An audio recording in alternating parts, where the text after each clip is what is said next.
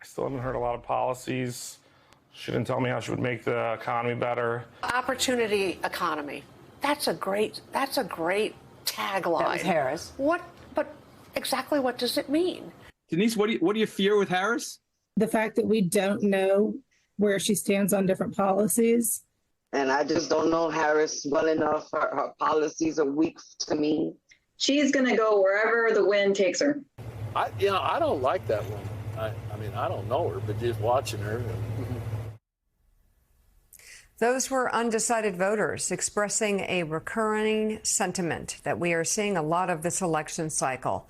Skepticism about Democratic nominee Kamala Harris. Many undecided voters have cited the need for, quote, more information, despite Harris's nearly 4 years as vice president, debate appearance, and several media interviews. It turns out research shows this hesitation could be more about Harris's gender than her policies. Here to explain, editor of Forbes Women Maggie McGrath and MSNBC contributor Huma Abedin. She's vice chair of Forbes and Know Your Values 3050 Summit.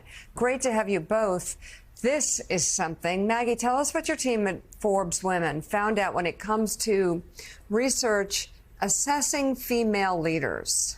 Well, Mika, what's really interesting about this specific research is it shows the real-life ramifications of the underrepresentation of women in leadership.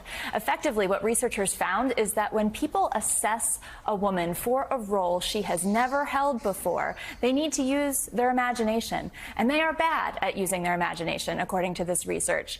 Researchers found that people struggle to assess a woman's potential even when they agree she is accomplished. In one specific study, researchers looked at almost 30,000 management track employees at a large retailer.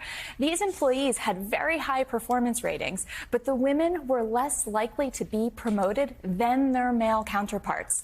In a different study, looking at some 200 resumes, men wrote their resumes in a way that emphasized their future potential, and they got high ratings. When women did the same thing, they were largely dismissed. Kim Elsesser covered this for us at Forbes Women, and she says that this is because, as a society, we're not really used to seeing a lot of women in leadership roles. If you look at the S&P 500, only about 31 CEOs are female.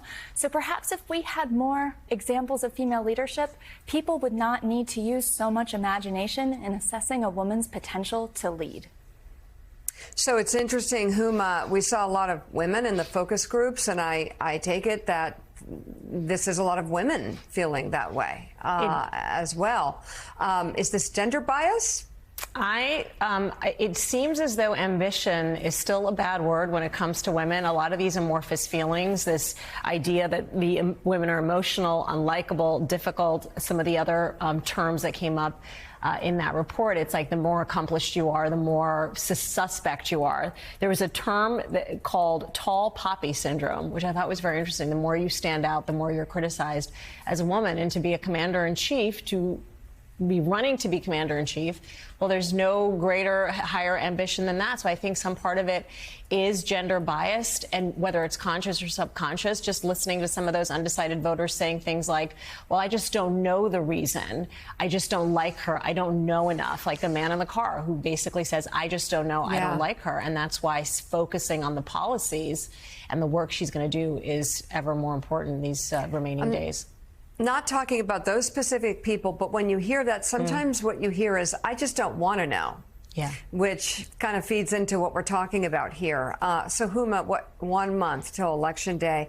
What do you think the Harris campaign can do to sort of push back against this narrative and move past these stereotypes to win over undecided voters? Well, 2 months into her campaign, she needs to continue doing what she's doing, which is talking about her proactive message, particularly what she's going to do when it comes to the economy, when it comes to making housing more affordable, making pharmaceutical drugs more affordable for Americans.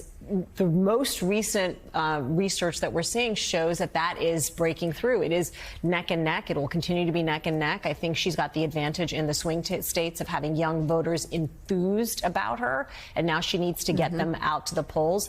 But I think that affirmative message on the economy, it shows she's chipping away, ignoring, the broadsides from him, calling out the lies.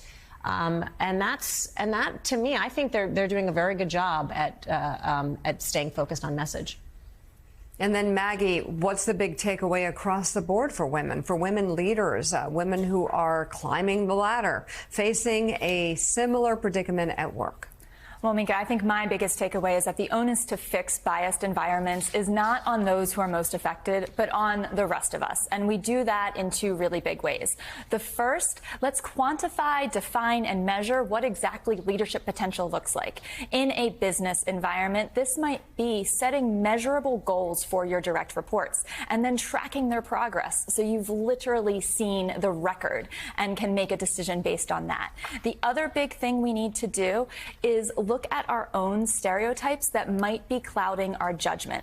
Lindsay Kohler is a great Forbes Women contributor who has written about this, and she says we should all take an implicit association test to measure our own biases. You can do that online. Go to Project Implicit. I tried it last night. They have a number of different exercises, and it's uncomfortable, but then once you know the ways in which you're biased, you can work to fix them and hopefully build a more equitable and fair future.